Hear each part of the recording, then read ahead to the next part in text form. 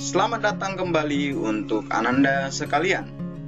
Hari ini kita akan coba bahas satu negara ASEAN, yaitu negara Laos. Mari saksikan videonya untuk mengetahui negara Laos ini.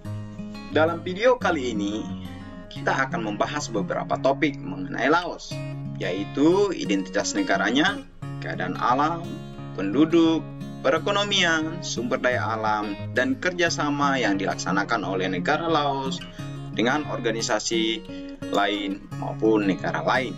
Pertama sekali, kita akan coba melihat beberapa fakta unik mengenai negara Laos yang mungkin Ananda sudah pernah mendengarnya sebelumnya. Fakta pertama adalah Laos merupakan satu-satunya negara di ASEAN yang tidak memiliki laut. Semuanya dia dikelilingi oleh daratan. Yang kedua, Laos memiliki gelar negeri 1000 gajah. Kalau Thailand punya gelar gajah putih, Laos adalah negara 1000 gajah. Berikutnya adalah Laos merupakan negara pengonsumsi ketan terbanyak di dunia.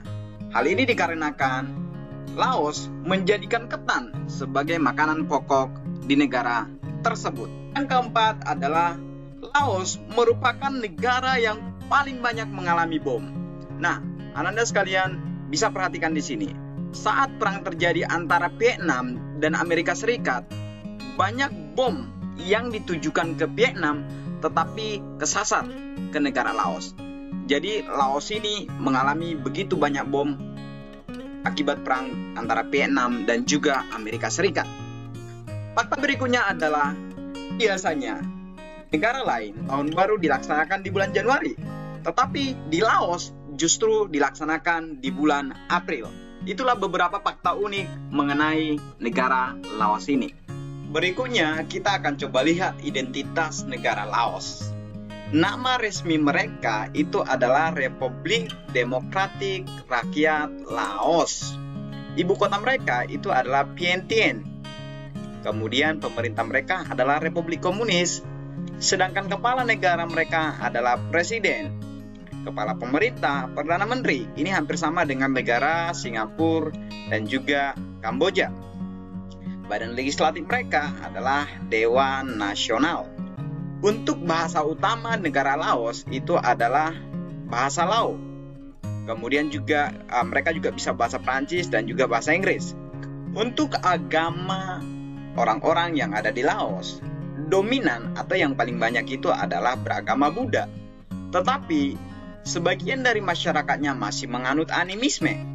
Animisme itu adalah kepercayaan yang mempercayai adanya kekuatan dari benda-benda ataupun pohon-pohon dan sebagainya. Kemudian rakyatnya itu berasal dari suku Lao ya, atau bangsa Lao.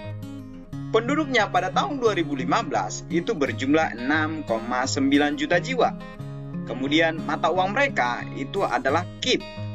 Hari kemerdekaan mereka adalah tanggal 2 Desember. Ya. Kemudian lagu kebangsaan mereka itu adalah Peng Kat Lao. Berikutnya ini adalah tentang keadaan alam negara Laos. Secara astronomis, Laos ini berada di bagian utara atau berada di atas garis khatulistiwa. Mari kita perhatikan. Untuk yang paling bawah, yang paling selatan itu berada di angka 14. Ini adalah berada di angka 14. Sedangkan yang paling utara itu berada di angka 22. Untuk yang paling barat sekali itu berada di angka 100. Sedangkan yang paling timur itu berada di angka 107. Ya, jadi Laos ini secara astronomis berada di 4 derajat lintang utara sampai 22 derajat lintang utara dan 100 derajat bujur timur sampai dengan 107 bujur timur. Berikutnya kita akan coba lihat negara mana saja yang berbatasan dengan Laos. Sebelumnya kita perlu menggambarkan mata anginnya. Nah, ini adalah barat, ini timur, ini utara, ini selatan. Sebelah timur mereka berbatasan dengan Vietnam. Nah, sepanjang timur itu berbatasan dengan Vietnam. Di sebelah selatan mereka berbatasan dengan Kamboja. Kemudian di sebelah barat mereka berbatasan dengan Thailand dan juga Myanmar. Ini Myanmar. Dan di sebelah timur, mereka berbatasan dengan Vietnam, ini masih bagian dari Vietnam dan juga China. Berikutnya kita akan coba lihat iklim negara Laos. Negara Laos ini beriklim tropis. Dengan suhu rata-rata tahunan itu berada di angka 26 derajat Celcius pada bagian utara dan 28 derajat Celcius pada bagian selatan. Musim hujan yang panas itu terjadi di Juni dan Oktober. Nah, saat pengaruh angin musim barat daya yang datang ke wilayah itu. Nah, jadi kalau di sini Laosnya, saat angin dari barat daya berhembus ke sana, maka yang terjadi adalah musim hujan panas. Musim kemarau yang sejuk terjadi antara bulan November sampai dengan Februari, pada saat angin bertiup dari arah timur laut. Nah, ini musim kemaraunya. Jadi kalau ini Laos, saat angin bertiup dari timur laut ke arah Laos, yang terjadi adalah musim kemarau yang sejuk. Musim pancaroba yang kering dan panas terjadi antara bulan Maret sampai dengan Mei, pada masa peralihan antara musim kemarau dan musim hujan. Nah, musim pancaroba itu adalah musim yang dalam satu hari kadang tiba-tiba terik, dalam sekejap tiba-tiba hujan dan petir. Berikutnya kita akan coba lihat mengenai penduduk Laosnya. Untuk suku penduduk Laos itu yang dominan berasal dari Laosian, yaitu di angka 60%. Kemudian ada suku gunung 35% dan suku lainnya 5%. Untuk agama penduduk Laos itu yang paling besar adalah agama Buddha di angka 50%. Kemudian kepercayaan suku 34%. Kepercayaan suku ini sama dengan animisme tadi.